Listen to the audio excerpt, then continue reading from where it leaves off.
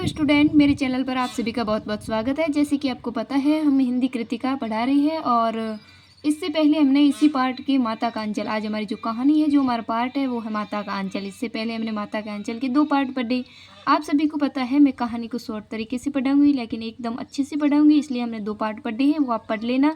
ये है हमारा अंतिम और तीसरा पार्ट। आज हम कहानी को पहले पैरा पढ़ेंगे और उसके बाद आपको एकदम विस्तार से समझाएंगे, जिससे आप लोगों को ईजिली ये कहानी याद हो जाएगी। आपको सिर्फ कहानी गौर से सुनना है, इसके बाद आपको 1 बार में 2 बार में ये कहानी एकदम परफेक्ट याद हो जाएगी। और 10वीं वाले स्टूडेंट के लिए बहुत ही अच्छी खुशखबरी है कि आप लोगों को हिंदी में पूरे में से पूरे मार्क्स तो आपको ये वीडियो देख के ही मिल जाएंगे। चलिए कहानी को स्टार्ट करते हैं, ज़्यादा वीडियो लंबा ना हो जाए, इसलिए इससे पहले के 2 पार्ट भी आप लोग देख लेना प्लीज़, और चैनल को सब्सक्राइब कर लेना, जिससे हमारे जितने भी वीडियो आएंगे क्लास 10वीं से रिलेटिव वो आप लोगों को मिल जाएंगे। चलिए कहानी स्टार्ट करते हैं, इससे पहले कि देर ना हो जाए। कभी कभी हम लोग बारात का जुलूस भी निकालते थे। हमने पढ़ा इससे पहले कि बच्चे क्या क्या खेल खेलते थे, वहीं वो आगे बता रहे हैं कि कभी कभी हम बारात का जुलूस निकालते थे। कनस्तर का तंबूरा बजता था और अमोले को घीसकर सहनाई बजाई जाती थी। टूटी चूहेदानी की पालकी बनती थी। हम समधी बनकर बकरे पर चढ़ लेते और चबूतरे के एक कोने से चलकर बारात दूसरे कोने में जाकर दरवाजे लगती थी। वहाँ काठ की पटरियों से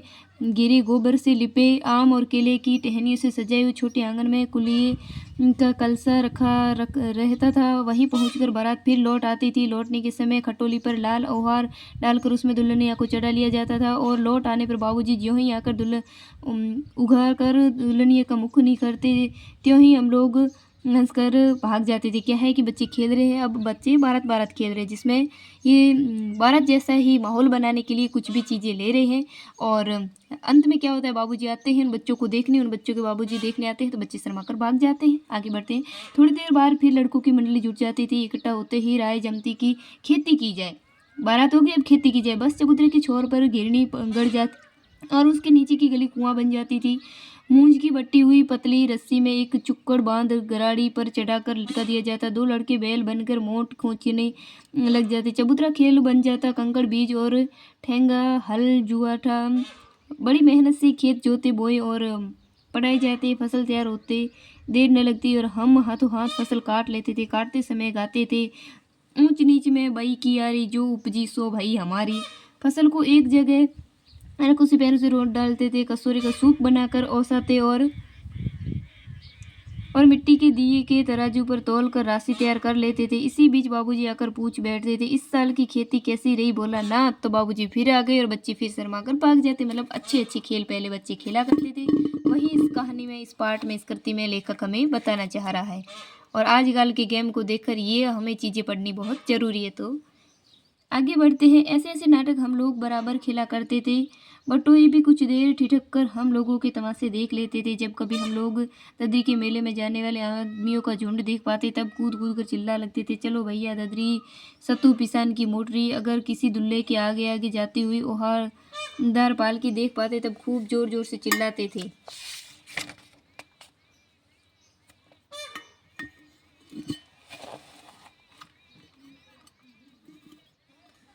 अहरी में अहरी पुरान अहरी, डोला के कनरिया हमार मेहरी। इस पर एक बार बुढ़े वर ने हम लोगों को बड़ी दूर तक खदेड़ कर ढेलों से मारा था। उस खसूट खबीस की सूरत आज तक हमें याद है। न जाने किस ससुर ने वैसा जमाई ढूंढ निकाला था। वैसा घोड़ मुँहा आदमी हमने कभी नहीं देखा। आम की फसल में कभी कभी खूब आंधी आती थी। आंधी के कुछ दूर निकल जाने पर हम लोग बाग की ओर दौड़ते थे और वहाँ चुन चुन कर गुले गुले गोपी आम चापते थे। एक दिन की बात है, आंधी आई और पेड़ पड़ गई। आकाश काले बादलों से ढक गया। मेघ गरजने लगे, बिजली कौंदने और ठंडी हवा सनसनाने लगी। पेड़ झूमने और जमीन चूमने लगी। हम लोग चिल्ला उठे, 1 पैसा की लाई, बाजार में चितराई, बरखा उधरी बिलाई। लेकिन बरखा न रुकी और भी मूसलाधार पानी होने लगा। हम लोग पेड़ों की जड़ से धड़ से सट गए, यानी चिपक गए। सब बच्चे उस पेड़ों से चिपक जाते हैं। बहुत तेज बारिश हो रही थी और बच्चे आम खाने चले गए थे। जैसे कि कुत्ते के कान में आंटी चिपक जाती है, मगर बरखा नहीं जमी, थम गई। बरखा बंद होते ही बाग में बहुत से बिच्छू नजर आए। बारिश ज़्यादा हुई तो बिच्छू बाहर आ गए। हम लोग डरकर भाग चले। हम लोगों में बेजू बड़ा ठीठ था। संयोग की बात है, बीच में मुसन तिवारी मिल गए। बेचारे बूढ़े आदमी को सूझता कम था। बेजू उनको चिढ़ाकर बोला, बुढ़वा बेईमान, मांगे करेला का चोखा। हम लोगों ने भी बेजू के सुर में सुर मिलाकर यहीं चिल्लाना शुरू कर दिया। बच्चे बड़े बदमाश होते हैं, कोई ऐसा इंसान मिल जाए उन्हें परेशान करते। तो ये बेचारा जो तिवारी, मुसन तिवारी, ये भी कोई आदमी ऐसा ही था, तो बच्चे उन्हें चिढ़ाने लगे। बच्चे कहते हैं कि हम भी उनमें सूर के सूर, यानी एक साथ सभी उसे चिढ़ाने लगे। मुसन तिवारी ने बेहद हंसा खदेड़ा हम लोगों तो बस अपने अपने घर की ओर आंधी चल हो गई। जब हम लोग न मिल सके तब तिवारी जी सीधे पाठशाला में। तिवारी ने उन्हें ढूंढा, जब बच्चों ने उन्हें चिढ़ाया तो तिवारी ने उन्हें ढूंढा, लेकिन बच्चे मिले नहीं, तो वो उनके पाठशाला यानी स्कूल की ओर चले गए। वहाँ से हमको और बेजू को पकड़ लिया। उन दोनों को पहचान लिया होगा, पकड़ लिया, गिरफ्तार वारंट लेकर छूटे। इधर जो ही हम लोग घर पहुँचे त्यों ही गुरुजी के सिपाही हम लोगों पर टूट पड़े। बेजू तो 9-11 हो गए, हम पकड़े गए। फिर तो गुरुजी ने हमारी खूब खबर ली। बाबूजी ने यह हाल सुना, वह दौड़ते हुए पाठशाला में गोद में उठाकर हमें पुचकारने लगे, पर हम दुलारने से चुप होने वाले लड़के नहीं थे। रोते रोते उनका कंधा आंसुओं से तर कर दिया। वह गुरुजी की चिरौरी करके हमें घर ले चले। रास्ते में फिर हमारे साथ लड़कों का झुंड मिला। वे जोर से नाचते और गाते थे।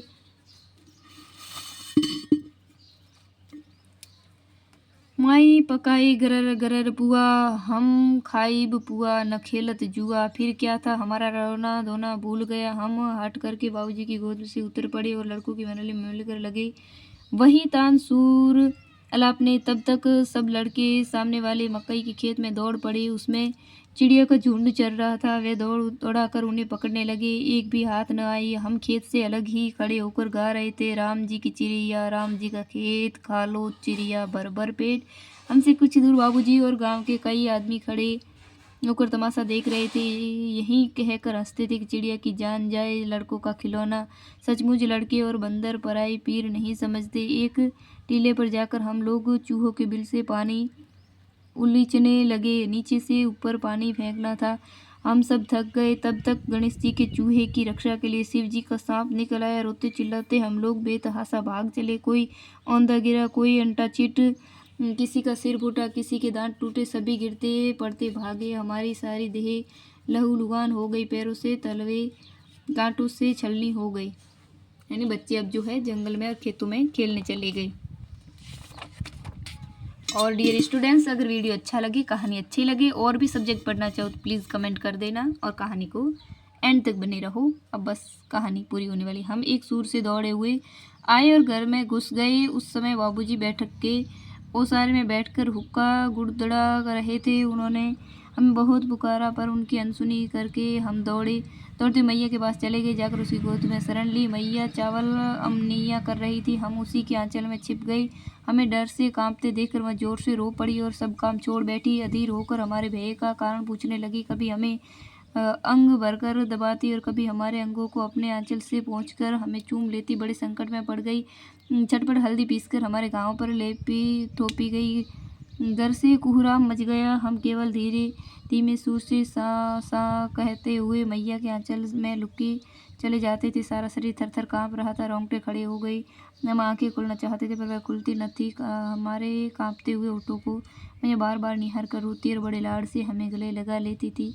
इसी समय बाबूजी दौड़े आए और आकर चटे में मैया की गोद से अपनी गोद में लेने लगे, पर मैंने मैया के आंचल की प्रेम और शांति के चंदोवे की छां न छोड़ी। इसीलिए कहते हैं माता का आंचल। ये कहानी का अंतिम शीर्षक था। तो बच्चों, एक हमारा टॉपिक हिंदी का पूरा हो गया है और इसके बाद अगला अगर टॉपिक आप देखना चाहिए तो मेरे चैनल को प्लीज़ सब्सक्राइब कर लेना। आपका कुछ नहीं जाता है, आपको सपोर्ट मिलेगा, ये मेरी गारंटी।